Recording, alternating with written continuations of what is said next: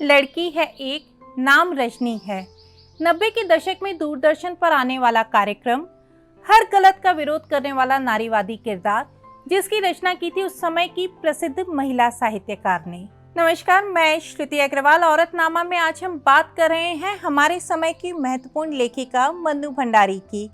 वे जिनका लिखा उपन्यास आपका बंटी हम सभी के जेहन में रचा बसा है। वे जिन्होंने रजनी जैसा प्रखर आवाज उठाने वाला महिला किरदार लिखा। स्वयं अपने जीवन में कई उतार चढ़ाव का सामना किया। उनके लेखक पति राजेंद्र यादव रिश्ते और पारिवारिक दायित्व के प्रति अक्सर उदासीन रहते थे।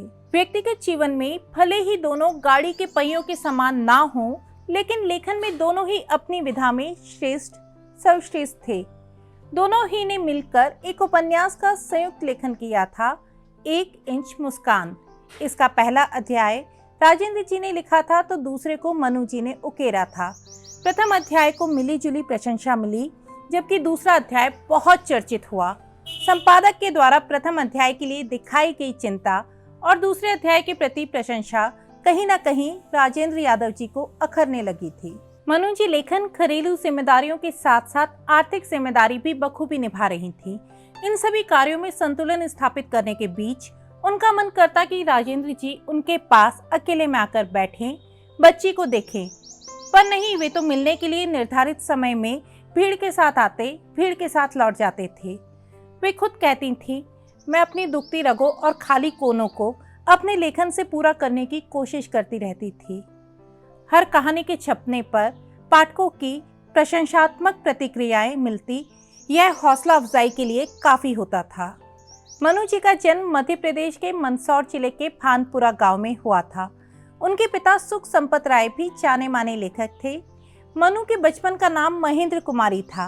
लेखन के लिए मनु नाम का चुनाव उन्होंने स्वयं किया था। उनके व्यक्तित्व के 2 बेहद अलग अलग पहलू थे। कहीं वे बेहद मुखर थीं, कहीं उन्होंने चुप हो जाने का विकल्प चुना। वे लंबे समय तक दिल्ली के मिरांडा हाउस में अध्यापन का कार्य करती रही थीं। धर्मयुग में धारावाहिक के रूप में प्रकाशित हुए उपन्यास आपका बंटी ने लोकप्रियता के नए मानक गढ़े। आपका बंटी अलग हो रहे जोड़ों के बीच खुद को फंसा महसूस कर रहे बच्चे की कहानी है। माता पिता के अलग होने के बाद बच्चे पर क्या बीतता है, वह क्या महसूस करता है, इसका जीवंत चित्रण है। वहीं उनके दूसरे उपन्यास महाभोज की पृष्ठभूमि राजनीतिक है। मनु जी ने आजाद भारत की महिलाओं के सशक्तिकरण के लिए कई सारी रचनाएं लिखी हैं। उन्होंने महिलाओं की दिक्कतों और संघर्षों को उकेरा है। उनकी कहानियों में महिला पात्रों को मजबूत, आत्मनिर्भर और सशक्त दिखाया गया है। एक विदुषी स्त्री और शिक्षक से कहीं इतर मन्नू भंडारी ने एक कथाकार के रूप में अपनी बड़ी छाप छोड़ी है। वे बिना किसी गुटबंदी और खेमेबाजी का शिकार हुए लगातार लिखती रही हैं। आपका बंटी, महाभोज, स्वामी, 1 इंच मुस्कान, कलवा, एक कहानी, यह भी उनके उपन्यास हैं। 1 प्लेट सैलाब, मैं हार गई, 3 निगाहों की एक तस्वीर, यही सच है, त्रिशंकु, आंखों देखा झूठ, नायक खलनायक, विदूषक आदि उनके कहानी संग्रह हैं। वहीं उन्होंने बिना दीवारों का घर नामक नाटक भी लिखा है। रजनी, निर्मला, स्वामी, दर्पण आदि की पटकथाएं भी मनु जी ने ही उकेरी हैं। लेखन के साथ साथ अपनी रचनाओं से भी मनु भंडारी जी को काफी लगाव था।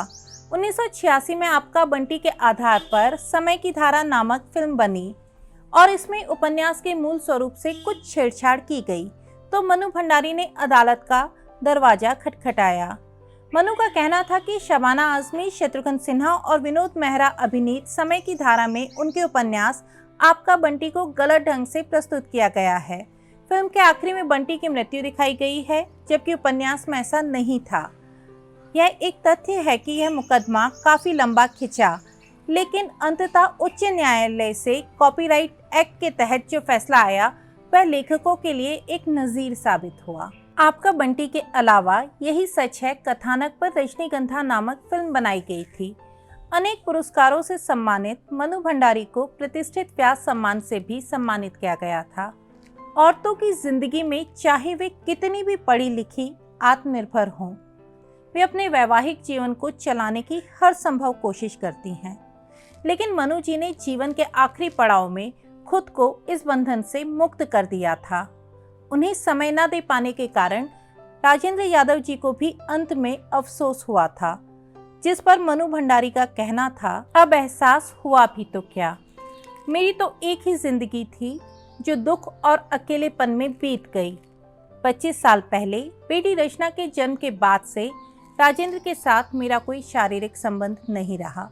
मेरा जीवन तो मेंटली, इमोशनली, सेक्सुअली बैंकरप्ट ही रहा और अंत में उन्होंने इस दुखती रग को अपने जीवन से छिटक कर आगे बढ़ने का फैसला कर लिया।